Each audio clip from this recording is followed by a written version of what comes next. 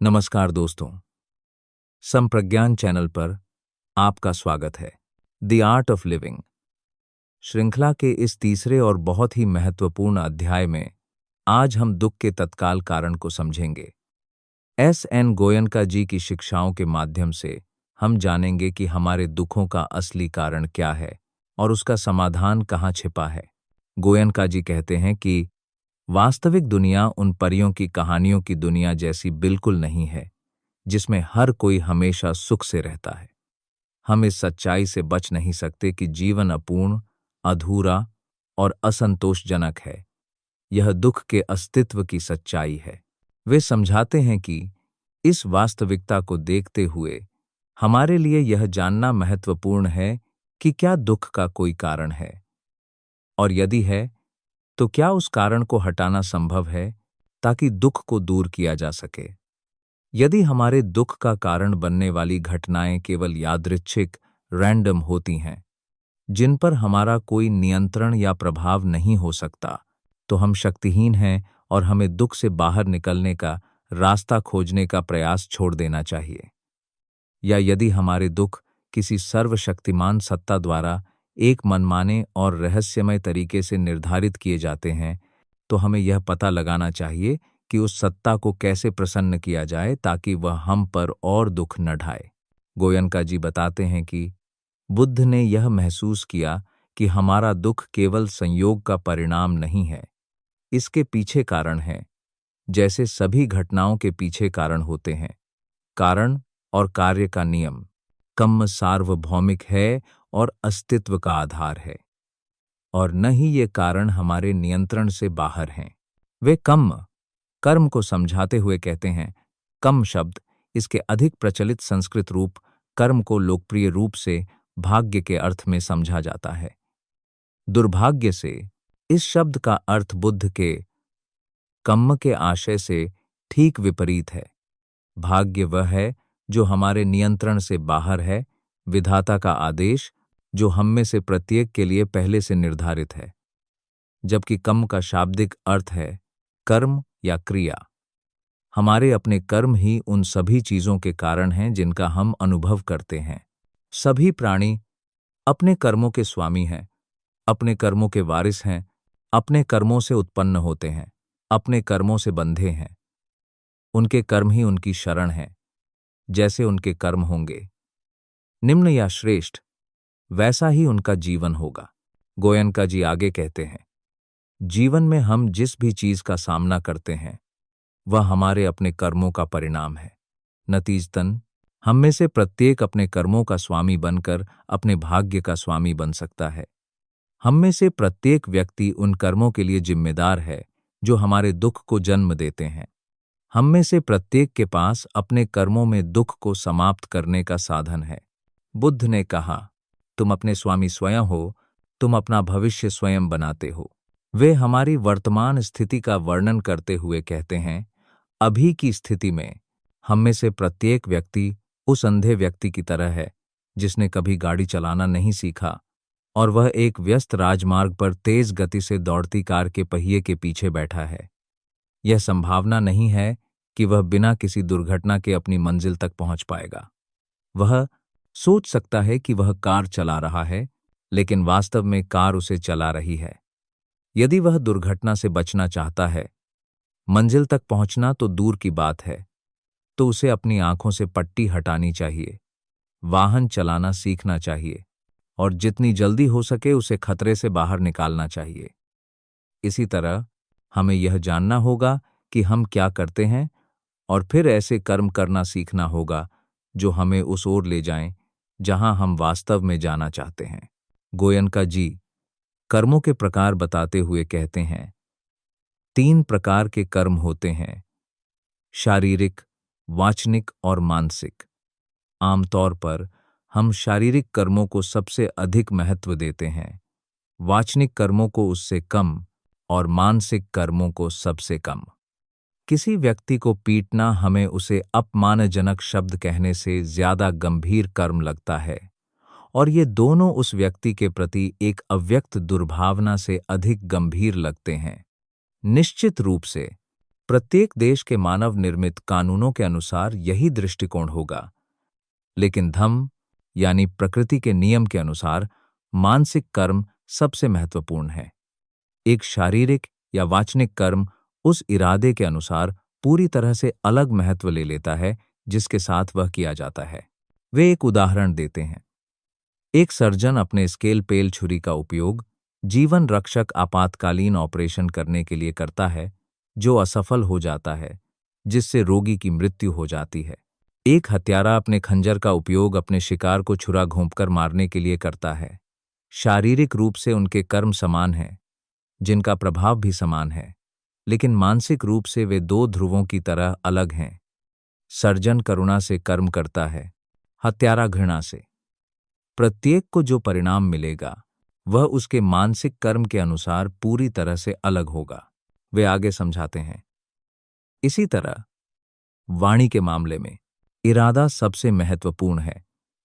एक आदमी अपने सहकर्मी से झगड़ा करता है और उसे गाली देते हुए मूर्ख कहता है। वह क्रोध से बोलता है। वही आदमी अपने बच्चे को कीचड़ में खेलते हुए देखता है और प्यार से उसे मूर्ख कहता है। वह प्रेम से बोलता है। दोनों मामलों में एक ही शब्द बोले जाते हैं, लेकिन वे मन की लगभग विपरीत अवस्थाओं को व्यक्त करते हैं। यह हमारी वाणी का इरादा है जो परिणाम निर्धारित करता है। गोयनका जी बताते हैं, शब्द और कर्म या उनके बाहरी प्रभाव केवल मानसिक कर्म के परिणाम हैं। उनका सही मूल्यांकन उस इरादे की प्रकृति के अनुसार किया जाता है जिसे वे व्यक्त करते हैं। मानसिक कर्म ही वास्तविक कर्म है, वह कारण है जो भविष्य में परिणाम देगा। इस सत्य को समझकर बुद्ध ने घोषणा की, मन सभी प्रवृत्तियों का अगुआ है, मन ही प्रधान है, सब कुछ मनोनिर्मित है।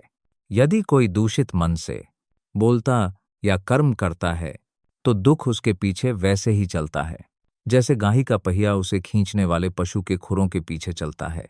यदि कोई शुद्ध मन से बोलता या कर्म करता है तो सुख उसके पीछे वैसे ही चलता है जैसे कभी न हटने वाली परछाई।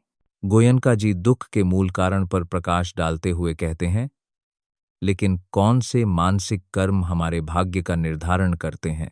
यदि मन में चेतना, संज्ञा, वेदना और प्रतिक्रिया के अलावा कुछ नहीं है, तो इनमें से कौन दुख को जन्म देता है? इनमें से प्रत्येक दुख की प्रक्रिया में किसी न किसी हद तक शामिल है। हालांकि पहले तीन मुख्य रूप से निष्क्रिय हैं। चेतना केवल अनुभव के कच्चे डेटा को प्राप्त करती है, संज्ञा डेटा को एक श्रेणी में रखती है, वेदना पिछले चरणों के घटित होने का संकेत देती है। इन तीनों का काम केवल आने वाली जानकारी को पहचानना है। लेकिन जब मन प्रतिक्रिया करना शुरू कर देता है तो निष्क्रियता आकर्षण या प्रतिकर्षण, पसंद या नापसंद को जगह दे देती है। यह प्रतिक्रिया घटनाओं की एक नई श्रृंखला शुरू कर देती है। इस श्रृंखला की शुरुआत में प्रतिक्रिया यानी संखारा है। यही कारण है कि बुद्ध ने कहा, जो भी दुख उत्पन्न होता है उसका कारण एक प्रतिक्रिया है। यदि सभी प्रतिक्रियाएं समाप्त हो जाएं तो और कोई दुख नहीं रहता। वे बताते हैं, वास्तविक कम दुख का वास्तविक कारण मन की प्रतिक्रिया है। पसंद या नापसंद की एक क्षणिक प्रतिक्रिया बहुत मजबूत नहीं हो सकती है और बहुत अधिक परिणाम नहीं दे सकती है, लेकिन इसका एक संचयी प्रभाव हो सकता है। प्रतिक्रिया पल पल दोहराई जाती है, प्रत्येक पुनरावृत्ति के साथ तीव्र होती जाती है और तृष्णा या द्वेष में विकसित होती है। यही वह है जिसे बुद्ध ने अपने पहले उपदेश में तण्हा कहा, जिसका शाब्दिक अर्थ है प्यास। जो नहीं है उसके लिए अतृप्त लालसा की मानसिक आदत, जिसका अर्थ है जो है उसके साथ एक समान और अपूरणीय असंतोष।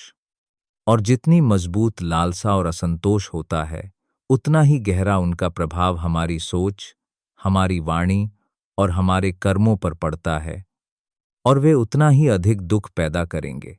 गोयनका जी कहते हैं, बुद्ध ने कहा, कुछ प्रतिक्रियाएं पानी के तालाब की सतह पर खींची गई रेखाओं की तरह होती हैं।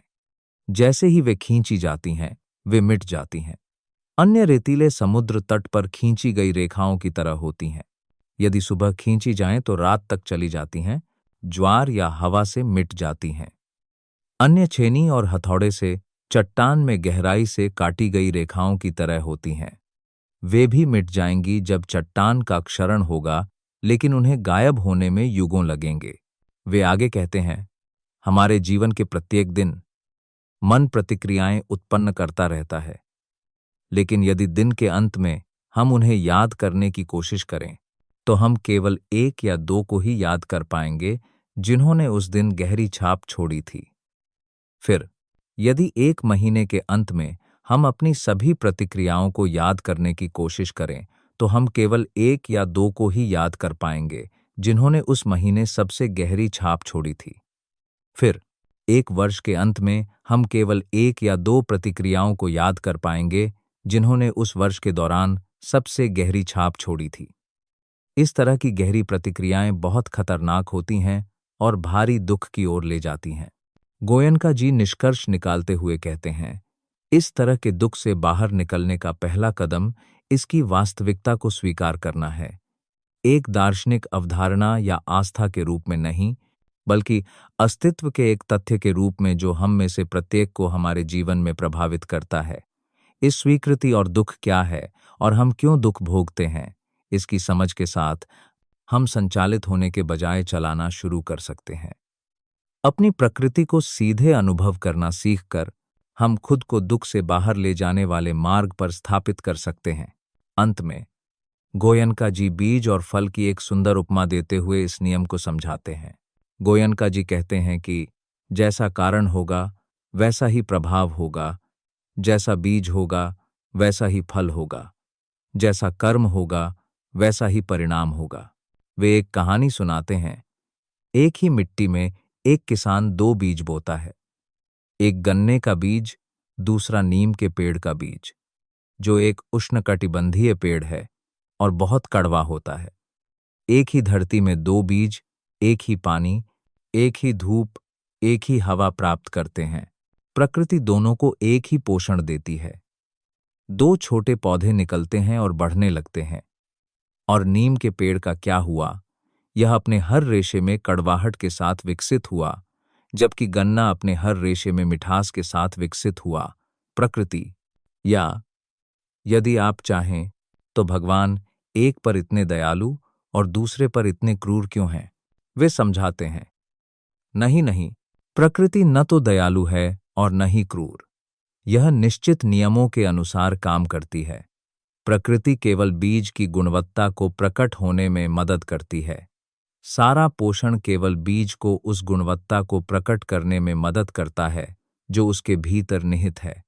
गन्ने के बीज में मिठास का गुण है, इसलिए पौधे में मिठास के अलावा कुछ नहीं होगा। नीम के पेड़ के बीज में कड़वाहट का गुण है, पौधे में कड़वाहट के अलावा कुछ नहीं होगा। जैसा बीज होगा वैसा ही फल होगा। गोयनका जी आगे कहते हैं, किसान नीम के पेड़ के पास जाता है, 3 बार झुकता है, उसके चारों ओर 108 बार घूमता है और फिर फूल, अगरबत्ती, मोमबत्तियां, फल और मिठाइयां चढ़ाता है। और फिर वह प्रार्थना करने लगता है, हे नीम देवता, कृपया मुझे मीठे आम दो, मुझे मीठे आम चाहिए। बेचारे नीम देवता, वह उन्हें नहीं दे सकते। उनके पास ऐसा करने की कोई शक्ति नहीं है। यदि कोई मीठे आम चाहता है तो उसे आम के पेड़ का बीज बोना चाहिए, तब उसे किसी से रोने और मदद मांगने की जरूरत नहीं पड़ेगी। उसे जो फल मिलेगा वह मीठे आम के अलावा कुछ नहीं होगा। जैसा बीज होगा वैसा ही फल होगा।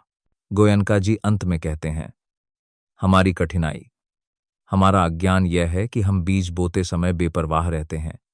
हम नीम के बीज बोते रहते हैं, लेकिन जब फल का समय आता है तो हम अचानक सतर्क हो जाते हैं। हमें मीठे आम चाहिए और हम रोते रहते हैं और प्रार्थना करते रहते हैं और आम की उम्मीद करते रहते हैं। यह काम नहीं करता। भवतु सब मंगलम। सबका मंगल हो। सुनने के लिए आपका बहुत बहुत धन्यवाद। तो दोस्तों, यह थी S.N. गोयनका जी की किताब द आर्ट ऑफ लिविंग का 3रा अध्याय। अगर आपको हमारा यह वीडियो पसंद आया और इससे कुछ नया सीखने को मिला तो कृपया इसे लाइक करें, शेयर करें और संप्रज्ञान परिवार का हिस्सा बनने के लिए चैनल को सब्सक्राइब जरूर करें और बेल आइकॉन भी दबा दें। ताकि आपको नए वीडियो की जानकारी तुरंत मिल जाए। अगले वीडियो में हम इस किताब के अगले भाग पर चर्चा करेंगे, तो अगला वीडियो ज़रूर देखें। मिलते हैं अगले वीडियो में। धन्यवाद।